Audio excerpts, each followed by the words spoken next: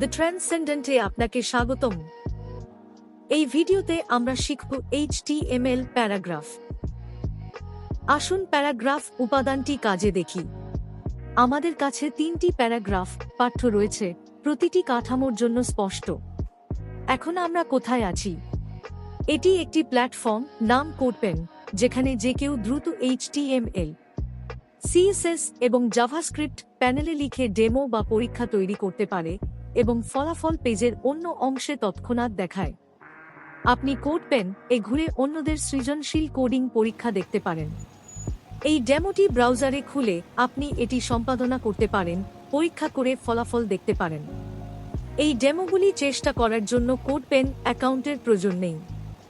এটি খোলাখুলি পরীক্ষা করুন। এই ডেমোগুলির একটি ব্যক্তিগত কপি সংরক্ষণ করতে আপনি যে কোনো পরিবর্তন করতে চান তা সহ একটি বেসিক কোডপেন অ্যাকাউন্ট বিনামূল্যে পাওয়া যায়।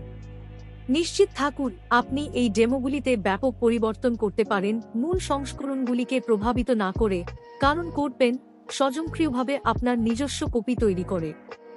আমরা ভেবেছিলাম কোডপেন ব্যবহার এই উদ্দেশ্যে প্রক্রিয়াটিকে সহজ করে, যাতে আমরা গুরুত্বপূর্ণ ধারণাগুলিতে তৎক্ষণাৎ মনোযোগ দিতে পারি বিনা কোডিং পরিবেশ স্থাপনে অতিরিক্ত সময় ব্যয় না করে।